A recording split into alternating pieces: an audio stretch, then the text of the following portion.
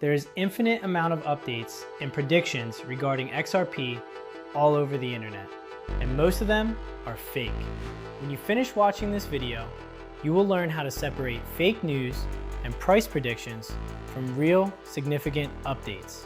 And even if you are a complete beginner, don't worry, because I prepared 11 concept blocks and made them in a way anyone can understand and follow.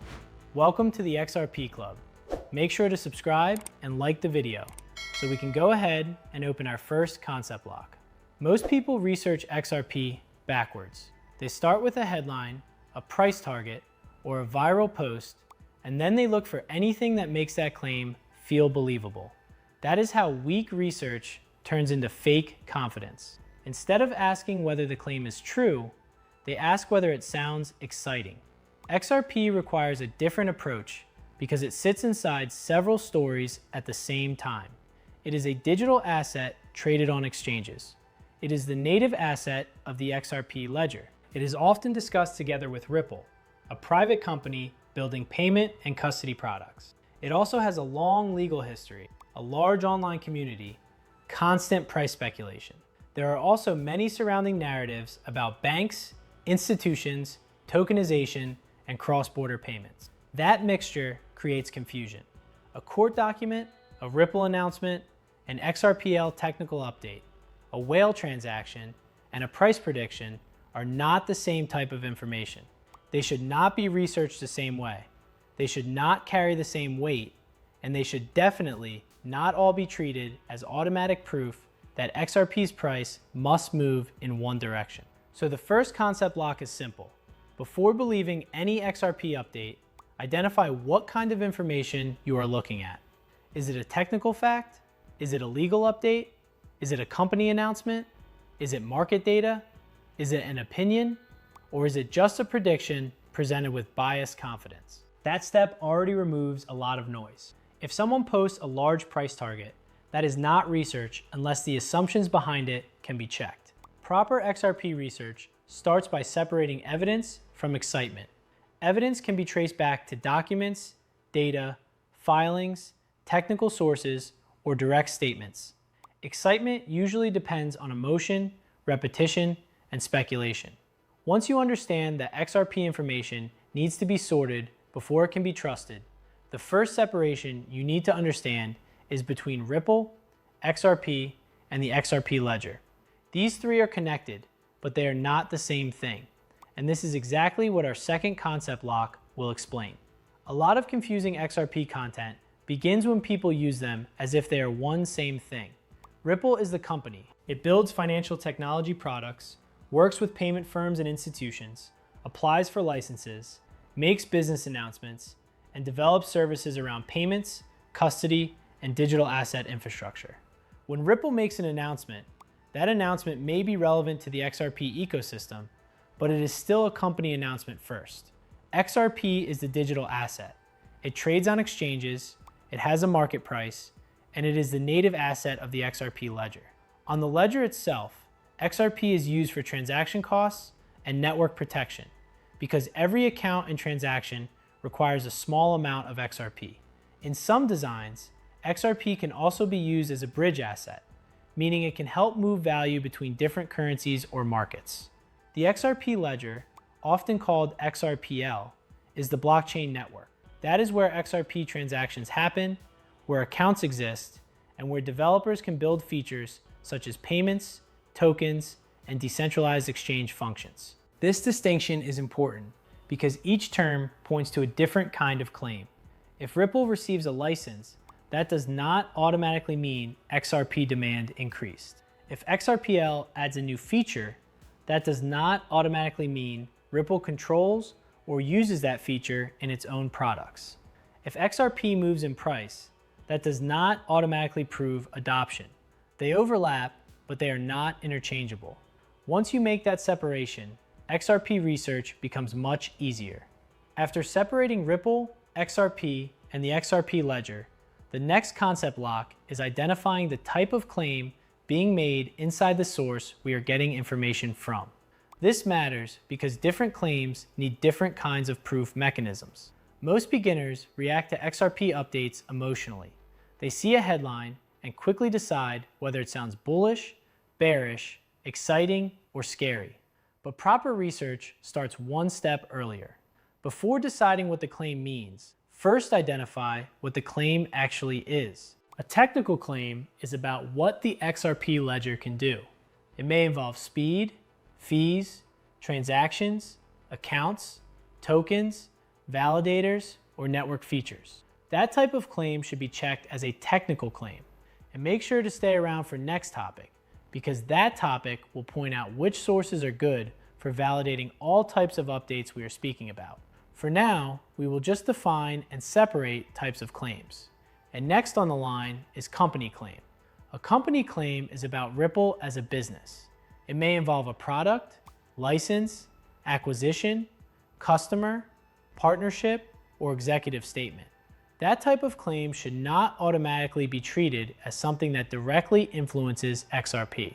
A legal or regulatory claim is about courts, government agencies, lawsuits, licenses, ETFs, or the legal treatment of digital assets. This type of claim is especially easy to misrepresent because one sentence from a legal update can be stretched into a much larger conclusion. A market claim is about price, supply, volume, liquidity, exchange listings, trading activity, or market structure. This type of claim needs market data, not just opinions about where price should go next. An adoption claim is about real-world usage. It may involve banks, payment companies, tokenization, stablecoins, custody, or institutional infrastructure. These claims need careful wording because interest, testing, integration, and live usage are not the same thing. And finally, a prediction is not a fact.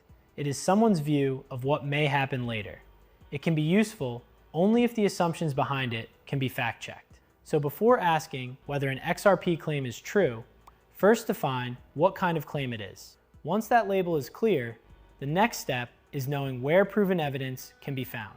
This brings us to our fourth topic, and it is the place where serious research begins. Not with the loudest post, not with the most dramatic headline, and not with a video that repeats what everyone else is saying, but with the source closest to the actual event. It is the original document, announcement, filing, transaction record, support notice, technical page, or data source connected to the claim. If the claim is technical, the starting point should be XRP Ledger documentation. If someone says XRPL can do something, the first question is whether the documentation supports that. Technical claims should be checked through technical sources, not through opinion clips. If the claim is about Ripple as a company, the starting point should be Ripple's own announcement or official material. But this needs careful approach.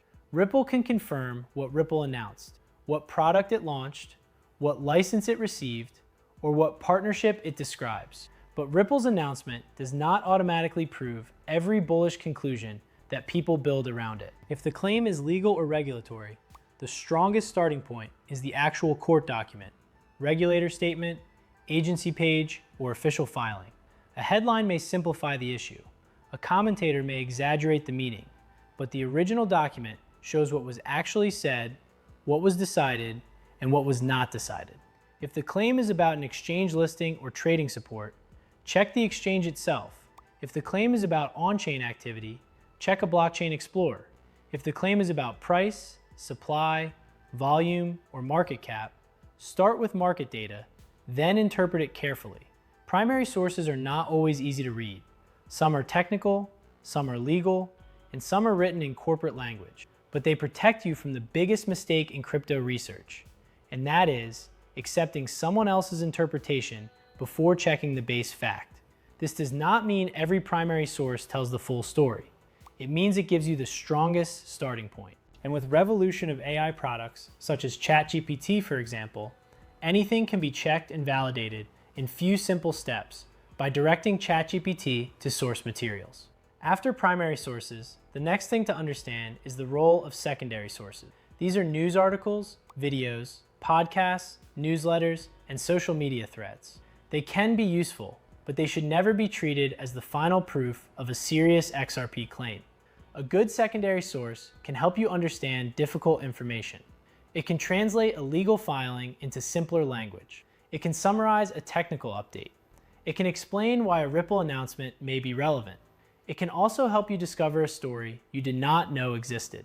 But secondary sources also come with a major risk. Many crypto articles and videos don't add new evidence. They repeat the same claim, rewrite the same headline, or quote another article that also did not verify the original source.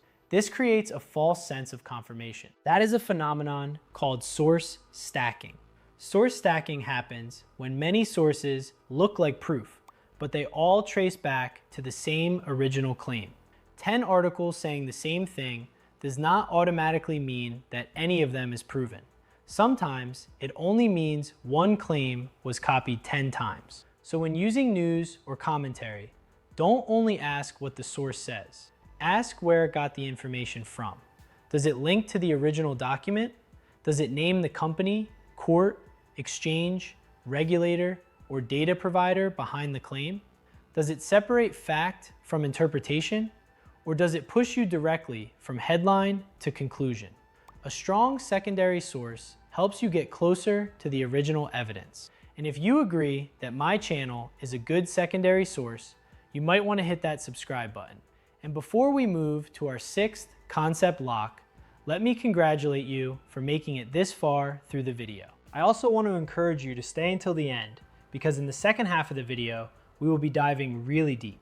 And that type of knowledge can separate you from 99% of people that are interested in XRP and cryptocurrencies in general. All right, our next topic will explain how to check the technology itself without getting lost inside developer language. And to be clear, you do not need to become a software engineer to research XRP properly. You just need to know where basic technical claims can be checked. As we already mentioned, the first place is XRP Ledger documentation. That is where you can verify how the ledger is designed to work, what transactions are, how fees work, why account reserves exist, what validators do, how consensus works, and what features the network supports. Someone can mention validators, liquidity, tokenization, reserves, or bridge assets, and it may sound too serious, but advanced vocabulary is not proof. There is also a difference between documentation and blockchain explorers. Documentation tells you how the system is designed to work. Explorers show you what is visible on chain. So if someone says XRPL can support a specific feature, documentation is the place to begin. But if someone says a specific transaction happened, a token exists, an account holds a certain balance, or a validator is active, then an explorer is the better place to check. That simple separation prevents a lot of confusion. So when you hear a technical XRP claim, don't be impressed only by the language. Ask whether it can be matched to documentation. And if it involves actual on-chain activity, ask whether it can be checked through an explorer. All right, next on the line are legal updates and regulatory claims.